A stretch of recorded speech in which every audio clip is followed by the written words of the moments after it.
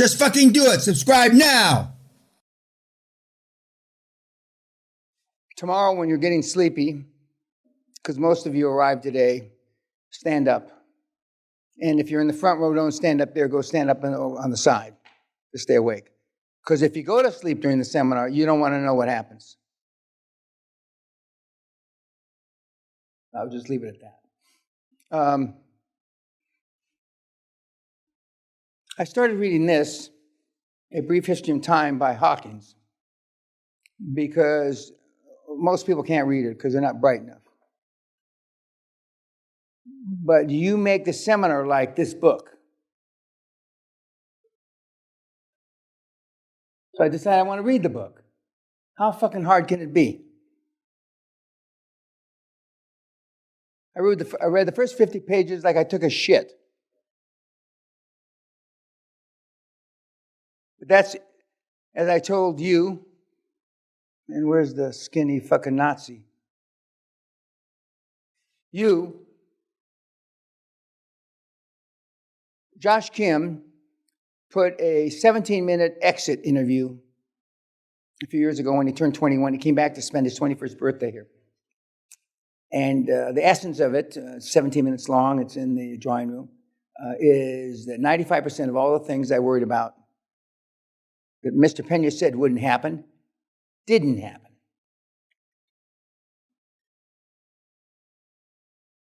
Not going to happen. I say it every seminar, but the people that ask the most questions have the hardest time with the seminar. Because if you follow the instructions that you got, i.e. succession, billionaire, blah, blah, blah, blah, blah, you have enough foundation, so to speak. If you learn between 25 and 30 phrases, some of the people in here, we'll ask this tomorrow morning, I've already tried to attempt to put a dream team together and failed. Some of you in this room have tried to do deals without a dream team and failed. I can go down a whole list of the things you tried and didn't work. Or as they say here in Scotland, didn't work. The operative part of that is you failed. Otherwise you wouldn't be here.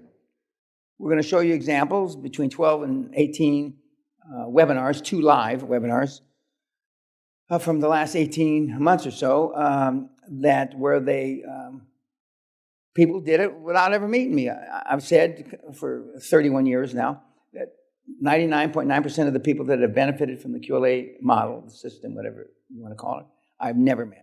Never. I wouldn't know them if, you know. I also told 1 or 2 of you, because I'm relatively religious, I'm not a Bible thumper. If Jesus Christ himself floated down through the ceiling and hovered right there, I'd ask him for ID. Because I don't believe anything. I don't believe what you wrote me.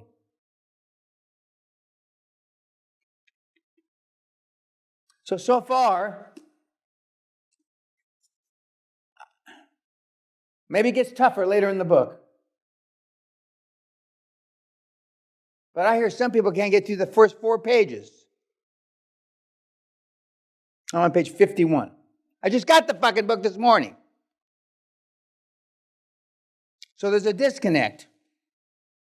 And the disconnect and the problem with the system is not the system, it's you. We have Hispanics in here, which I feel sorry for you, whether you're Cuban or it doesn't make a fuck. Because you've got ethnicity baggage that you can't never get rid of. Never. We've got Asian baggage that you can never get rid of. And I don't consider, are you Indian? I don't consider Indians. That's our half-assed Asians. But anyway, I don't consider Indians Asians, although they are. Okay. You'll never get rid of it. It's like this bald fucker here. You know, it's likely he's never going to go here again. But you have not accepted it. That's why you're here.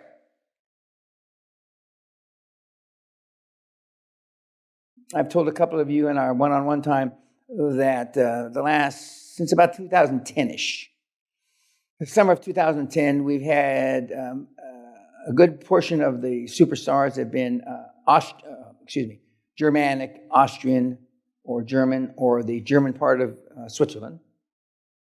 And then in recent years, we've had an onslaught of Asians, Korean, Chinese, not Indian, and then all kinds of other, gobbledygook, white trash, black trash, whatever. Okay, but they all learn something, and I say it tonight, and I'll say it every day in the seminar.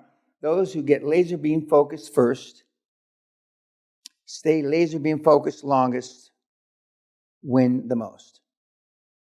Simple. From the first seminar I gave in May 1993 at the Sheraton Hotel in Los Angeles, California. Nothing's changed. And I've said it often when Dan Locke and Bruce Whipple came to the seminar back in 2010-ish again. Dan Locke said, it's unbelievable that the only thing you don't do for them now, Dan, is do a deal for them. Because the first 15 years of the seminar, maybe 16, 17 years, we had no webinars.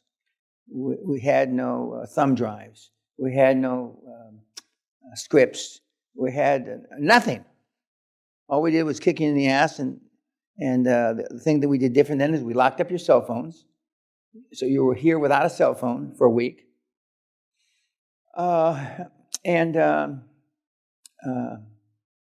We have none of these guys and gals that you're going to see in the webinar in the next several days talk to you. And right now, the lines are about to cross. I'm at the stage in my career where nobody wants to do a webinar for you. These 10 or 12 or 14 that I have, that are current. I've got from a long time ago, but current, yesterday kind of thing. They don't give a fuck if your face is on fire. They wouldn't piss on it. Because early in the 90s, I taught this course, if it's a course. I'm on board, pull up the gangplank. For those of you that have yachts, and I got to laugh when I say that, for those of you that have maybe little rowboats, you have something to get from the row. Maybe you just jump to the rowboat, I don't know. But with a regular boat, you got a thing that you walk across to get on the fucking boat. You pull it up and everybody else can drown. That's how I taught the course. And that's when we had some of our greatest successes. With none of the things you're going to have. You're not going to have a weekly report. You're not going to have this. And 99% of the things you're going to get on your thumb drive are online. Ergo, I've already asked 2 or 3 of you why you're here. And normally it's associated with some big failure, some big fuck up. You stepped on your dick. Or as they say up here, if you come from an upper middle class family and you went to a proper school, which a couple of you did go to proper schools, okay? You got your cock in the custard, as they say up here. So even though you went to Eton and you went to Oxford, you got your cock in the custard, even with all your pedigree. Now, we've only got a couple of guys in here with some pedigree, meaning some education, proper education. The rest of you are just shitbags like me. But I'll probably finish this book during the seminar. I'm still looking for the hump in it. Every night you have homework. If you don't do your homework and it's not into Kim by email by 9 o'clock in the morning, we start our class at 9 o'clock. I don't care what the circumstances. I don't care if your bungalow or caught on fire. I don't care if your dog ate your homework. It will be my decision whether to send you home. And we've had a couple of illustrious send homes that have been on the YouTube. If you abuse my staff in any way, shape, manner, or form, if you say a harsh word, and normally the Germans, the Dutch, are the ones that abuse the staff the most. The last German, it was this tall, skinny, ugly fuck like you. We had him arrested and put in jail, and he was in the funny farm in Edinburgh for 5 weeks. That's the padded cells. So we know how to deal with loudmouths.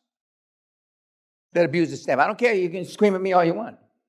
But if you do that to the staff, your history, and you're probably going to go to jail. And I don't have to fill out a lot of forms to send a skinny fuck like you to jail. I've been here a long time. I'm a powerful guy. And for those of you that are wearing new suits, and a few of you are, where is it? This is not supposed to be sewn to your thing.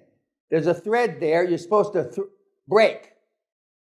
Now, I used to go around pointing you out and bend you over and say, okay, skinny. But I don't do that anymore because I'm a kinder, gentler man now. I'm a grandfather. So I don't want to embarrass you, but a few of you do have that. So don't look like, one person already did. And you can be a billionaire and still wear your clothes wrong. But you only have 2 times to make a first impression. When I look at you, or when they look at you, and then when you open your big fucking mouth.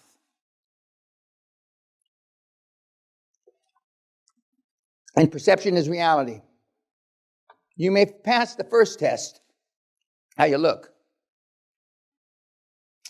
But and it's amazing how you can get those big feet in your mouth, how often that happens. And that's why many of you are, forget about being alpha males, forget about being beta males, but you're insecure with low self-esteem because when you were young, remember self-esteem is the first 7 or 8 years of life. You did something somewhere, someplace that has resonated with you till today. We can get over that because most of the people, and that's only represents about a quarter, 25% of the Hall of Fame people. I can use their picture. There's a bunch of others that when they die, I can use their picture. But as you recall, I rarely use anybody's name because as it is, because you chase them down like hungry dogs, like an apocalyptic movie where the skinny dogs with the ribs showing you haven't eaten. You chase these poor fuckers down. So my universe of people to be able to talk directly about is reducing dramatically, geometrically.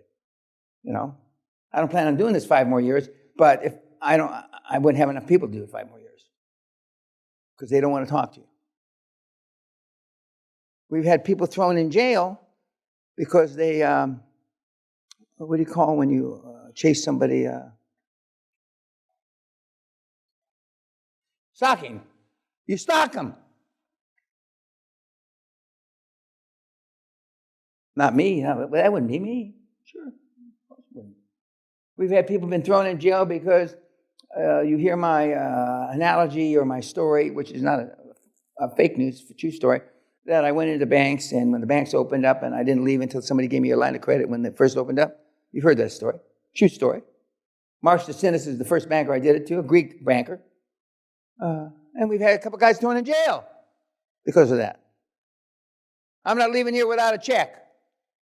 So how is that different than robbery? I wasn't there. Okay. We've had people thrown in jail because they stalked individuals to be their chairman. And the first 2 or 3 times they politely, I don't know how politely, fuck off, kid, don't bother me. But as I did, and you're not me, they pursued it and they got thrown in jail. A couple of them were banned from commercial banking in New York. This seminar is not to produce little me's, mini me's, as they were called 10, 15 years ago. It's for you to take the material that I developed and refined over 30 years and mold it to your personality.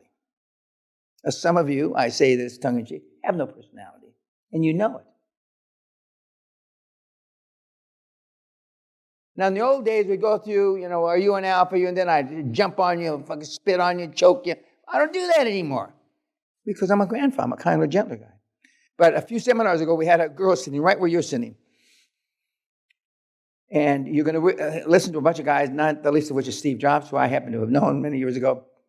And she says, the guy I related to the most was Steve.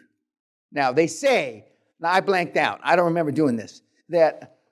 and I was about 10 pounds lighter then. I took about 3 steps, and my last step was on the edge of that table, and I leapt on her, choking her. She was an executive vice president with one of the biggest investment banks in the world. I don't remember from about here. I don't remember. I do remember them pulling me off something. Steve Jobs? We don't ask that question anymore. I get chills just thinking about it. But you're none of those guys. Yet many of you, when I see, when we check you all out on Facebook, most of you, except for one person in this room, shut your Facebook down. It's an embarrassment. I'm going to say it real slow. I'll just say 100%. Just shut your Facebook down. It's an embarrassment. And but then, when you go to LinkedIn, we've checked on LinkedIn, and then it says who you follow or whatever. Tony, a few others. That's not what LinkedIn's for. LinkedIn will be your biggest tool in gaining not worldwide notice, but notice in the business world and attracting board members. But all of you, mostly, you're going to have to rewrite your profiles. But we'll go through all that. So the fact that 6 or 7 of you that have tried this model and failed is no surprise. None. 2 or 3 of you, the canny old guys. We got a couple of canny old guys in the group, 50 and 54, that didn't try dick before they got here. And you know who you are. Also, I think it's by coincidence, 2 of the more educated guys in the room too. But I don't think them not doing anything has anything to do with them not doing anything and their education. It's just coincidental when you get to be a certain age, you try to keep your cock out of the custard, I think. I don't think I know. But most of you in this room, unless you lied, and some of you did, should just shut your businesses down and walk away. Turn the key. Verstehen, how many people in the audience, English is not their first language? You probably shouldn't have come. Okay. But turn the key. Close it down. Walk away. Adios.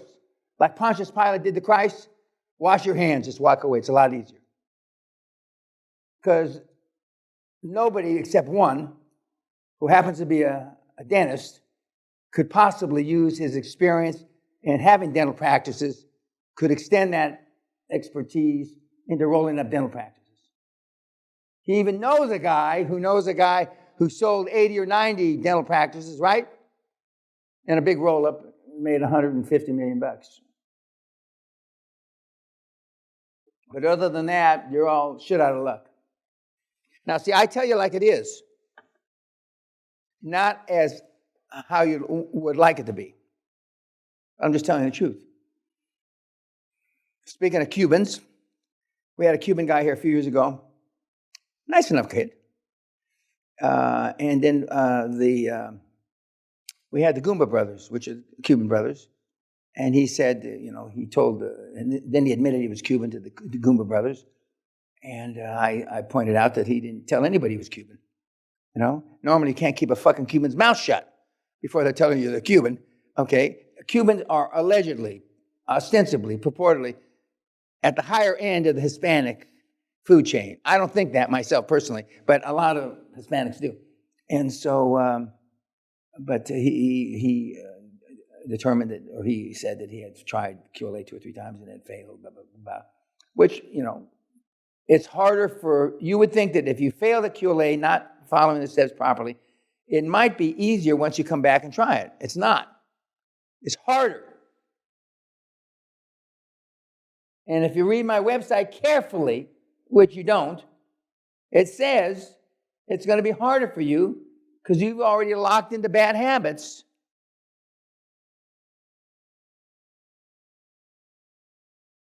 And we're going to hear somebody on YouTube, excuse me, not YouTube, a webinar, who did this while he was in prison.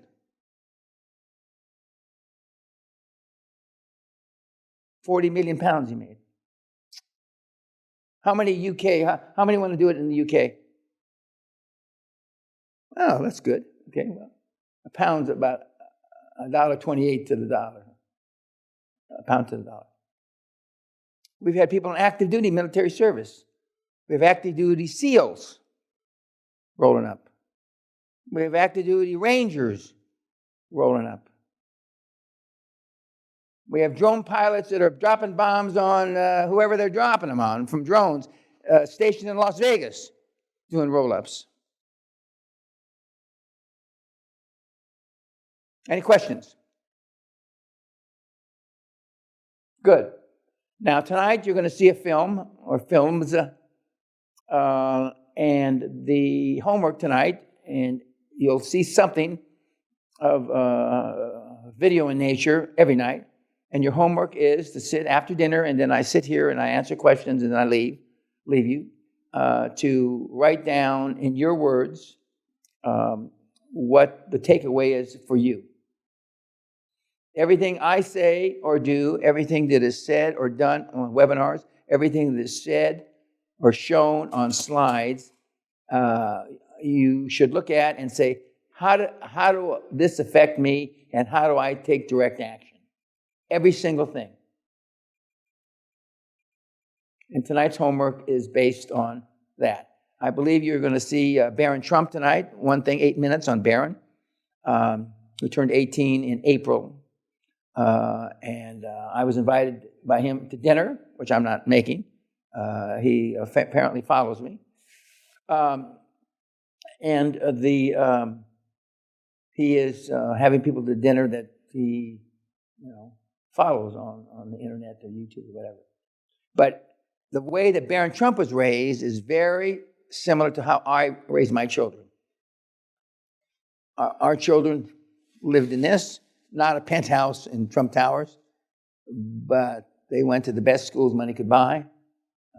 And I'm sure that I was not dissimilar into making donations as Barron's parents made. I'm positive. You don't go to those schools unless you're making donations. That's it. Now, compare that, Barron Trump, to you. Except for one of you, maybe, who kind of had a silver spoon in his mouth. You can't compare. So why are the blue bloods, if they are still called that, when they come out of that production line, different than regular kids that either came out of the barrio like me or the ghetto or wherever? And it's easy, well, after 50 years of doing this and 30 years doing it with me, it's easy for me to tell you, I can almost predict to a man, no gals, I don't see any its. We may have an it or two, maybe not. The mistake you're going to make. You asked me. You didn't ask me. You didn't ask me, and you didn't ask me. What, in a roundabout way, how am I going to stick my cock in the custard? What's the most likely mistake?